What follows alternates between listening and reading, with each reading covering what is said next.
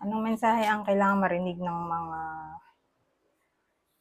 Libra mula January 1 to 15, 2025?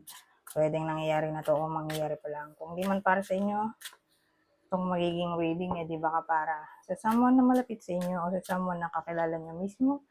Baka may lumabas na gender mamaya, gawin nyo na lang energy. Masculine at feminine energy. Pwede rin naman na huwag nyo napansinin ng gender. Hindi ko masasabi kung anong magiging reading, kung positive ba o negative. Depende sa kung anong mapipick up kong energy. Walang masama kung papanoorin ang sun, moon at rising sign kasi baka alin man sa mga yan ay mag-resonate na sa sitwasyon nyo. So, meron tayo dito Magician, Ten of Cups, Two of Swords, Nine of Swords.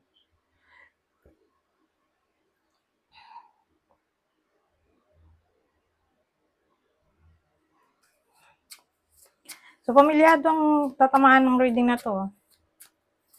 Nagli-live in, hindi kasal. Pero ano itong Magician? Magician.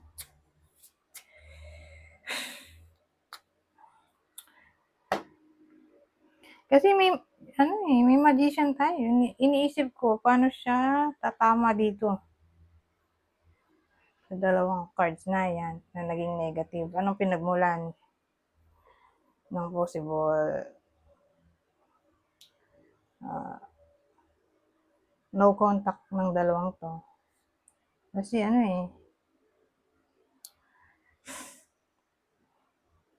na problema yung tao dito.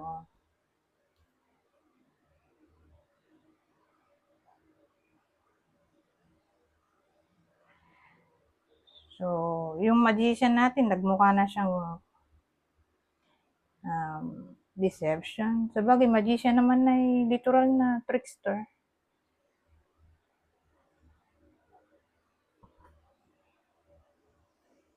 Ay, tapos, may two of gifts. Ayoko nga sana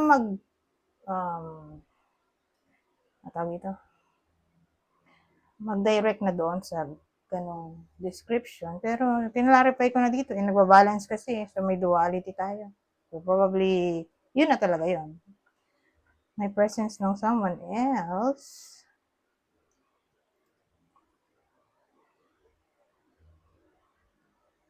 Whether nangyayari na to o mangyayari pa lang. Pero kung nangyayari na to, ganun pa rin.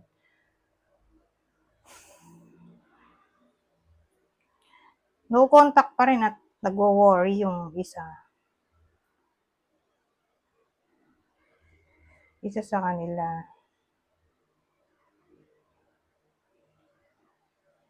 O pwede rin ghosting na. O communication problem in a way na matagal mag-reply. So, sino yung tatamaan ng reading na to? Ito yung partner. So, again, ang description ay mag-live-in sila. Live-in partners. Pamilyado. Hindi kasal. Ngayon, ito yung partner. Scorpio. Partner ng Libra. Scorpio, kapwa Libra. Capricorn o Aquarius. Ngayon, mga ba pa yung oras? Ibang senaryo ulit. The Sun, King of Swords, Page of Cups, at Six of Swords. Ngayon, wala tayong tao dahil maraming court cards. Nahirapan ako mag-explain at magiging komplikado. So, gawin na lang natin lahat yan ay energy.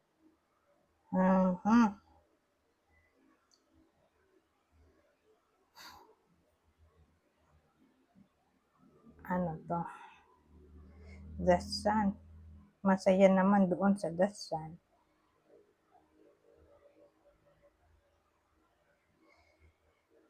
Pero may King of Swords tayo.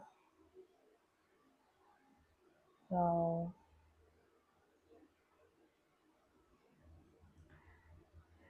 iniisip ko kung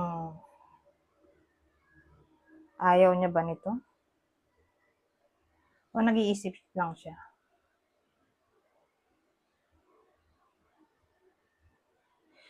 Kasi ano to eh, air sign. So, mahilig mag-isip.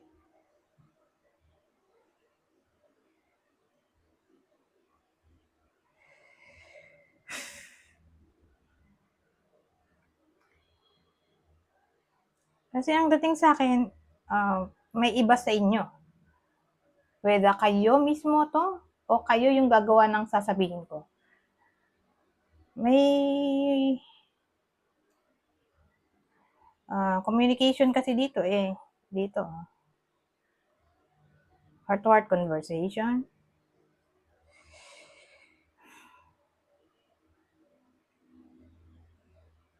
O sending or receiving ng apology. Mukhang apology accepted naman dito sa Six of Swords. Forget the past na and move on na.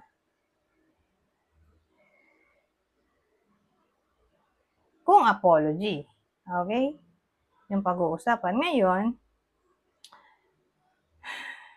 ibang case, sabihin natin may nagkaka-crush. Whether kayo yung nagkaka-crush o may crush sa inyo. Ngayon, ang mangyayari, i-approach niya, may taong mag-a-approach sa crush, okay?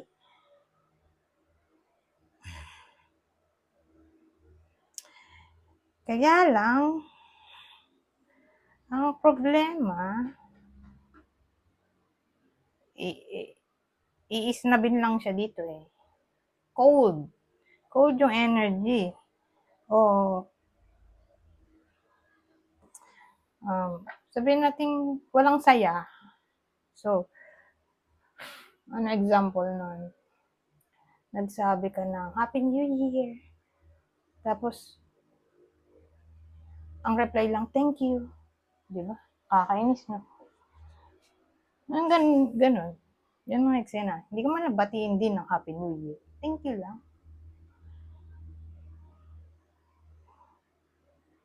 So, ganun yung eksena nga. Kumbaga, ang cold nung partner. Nung crush. Masama pang binati ito. Wala namang makukuhang amor. Parang hindi siya interested makipag-usap. Either ganun lang ang reply, thank you, o walang reply at all. Since zone. Okay, nalabasan. Kasi medyo snobbish yung tao dito. So again, may tao. Hindi ko sure kung kayo to, yung iba sa inyo na mag-approach sa crush, o yung may crush sa inyo ang mag-approach sa inyo. So case to case basis. Tapos, doon siya negative in a way na parang hindi interesado yung crush kausapin yung iba sa inyo.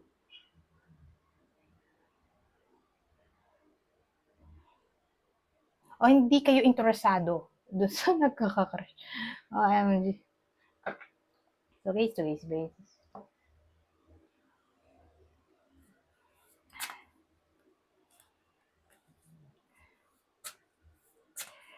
Yung tinanong pang mensahe dito.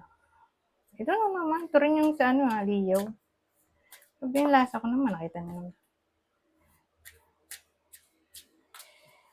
Pero may iba na yan. Di ba? Baka meant to be. So, hindi ko naman basa dito. Blasey? O Blasey? O Blaze? Kasi, ang dating, ito, ano ba to? Rare attachment? Kaya lang, baliktad. Edi, nag-detach na siya na naman. Pero sa case na to, ito yung card na parang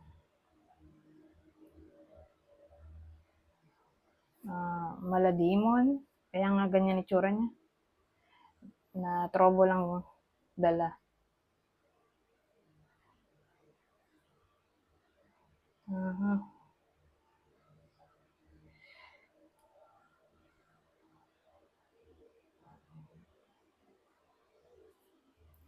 Pero, for some reason, dahil nga yung hitsura niya dito, eh, walang kadating-dating na parang, walang energy.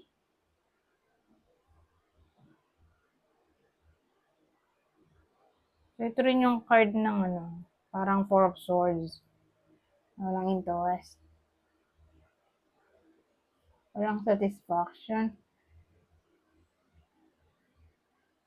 Four of Swords. Three of Cups pala, sorry.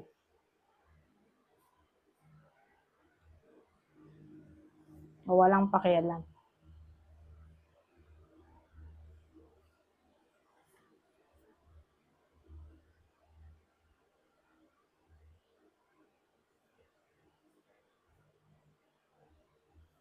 Ngayon, kung ganito,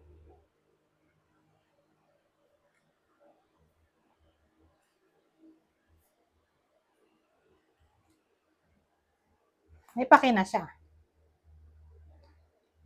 Kaya alam mo, like, yung paki niya ay may kinalaman sa past. O, kasi tamad na tamad siya dito. So, pwede rin tong energy. Ka-energy na siya. Pero hindi ko maintindihan bakit siya demon. Kung yun lang naman yung niya, explanation, tinatamad. Ewan ko. Ganun yung naisip ng creator.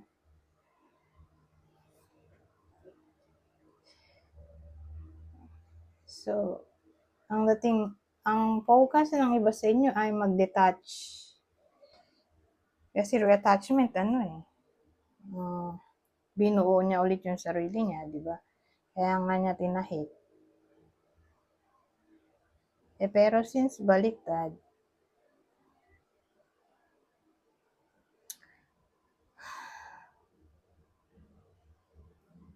nag-detach siya or hinayaan niya na lang masira ulit o hindi niya na binuo.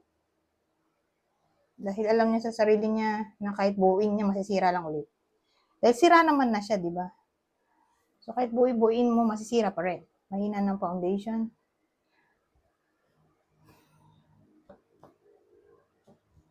So, paano natin ipuput yan sa scenario?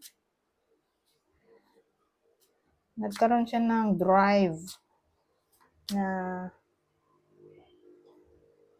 hayaan na lang sira. Hindi na ayusin.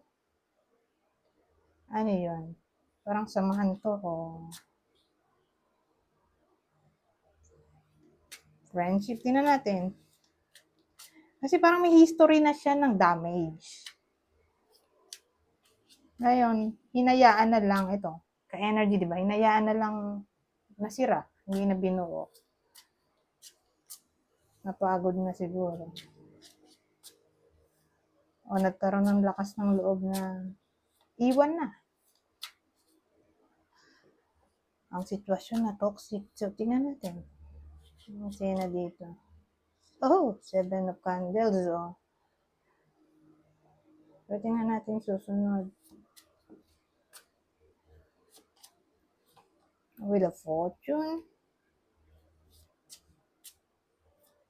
Ito, gusto pa sumama nito. So, ganyan.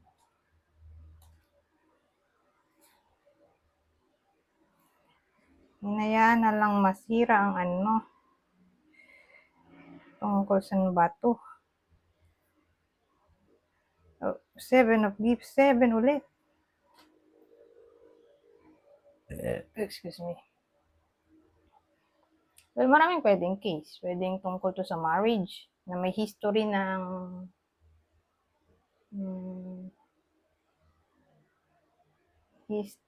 kung anumang toxicity. Marriage, ha. Oh,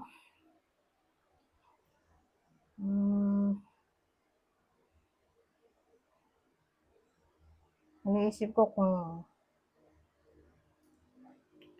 pwede rin to sa career. Kasi magiging employment na to eh.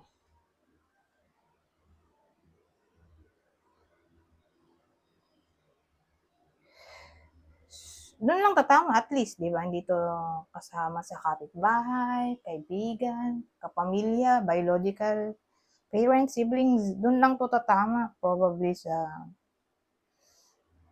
relasyon. Kasi, relasyon o career. Kasi kung relasyon,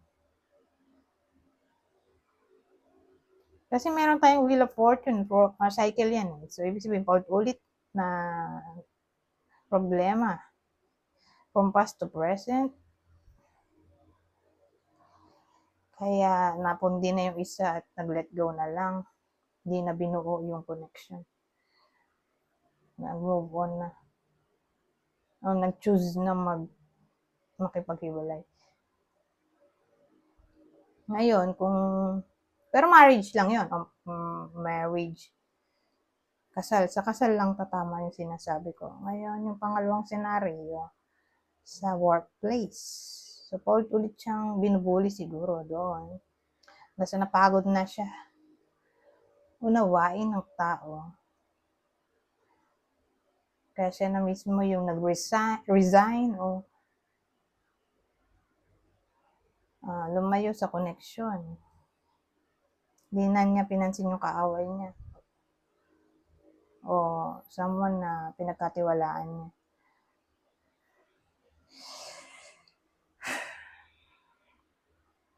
Anyways, punta tayo dito. Ano pa masasabi nito? So again, ang main theme ay paulit-ulit na nangyayari.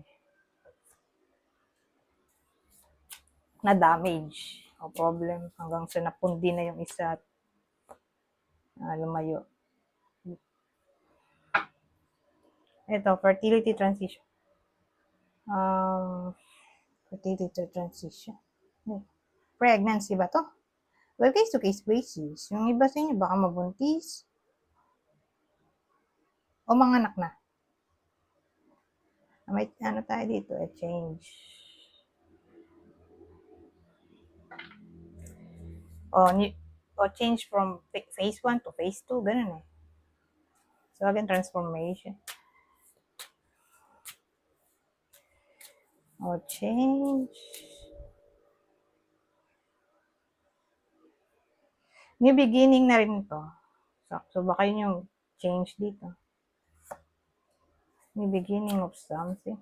Ritual. Affection.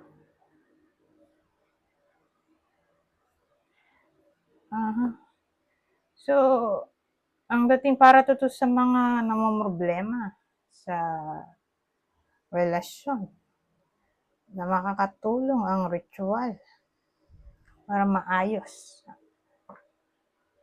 ang feelings nila para sa isa't isa. Kung anong ritual yan. So, kayo maghanap sa internet. Ano ritual yan? Pwedeng candlelighting, yung moon. Anong tawag doon?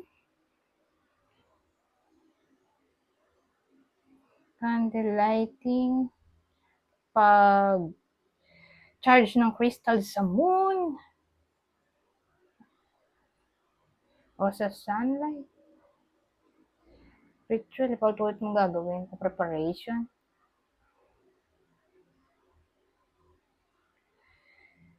So, kayo mag-isip. Ano maisip eh? Basta ritual daw. O baka ito yung pakikinig ng subliminal music. Hanggang sa manifest ang dapat manifest. Pwede rin itong may kailangan sa affirmation words na kailangan mong sabihin every day, every morning. So, again, case to case. Case by case basis. Kaya na maghanap sa internet. Ito, energy. Oh, ito regeneration. So, ibig sabihin, may pag-grow o development ng energy. Di renewal ng energy to. Hindi na kayo tatamarin. Hindi na kayo magpo-procrastinate sa 2 weeks na to. Puno kayo ng energy. Okay? Sisigla kayo, in short. Anyways, hanggang dito na lang. Goodbye po na.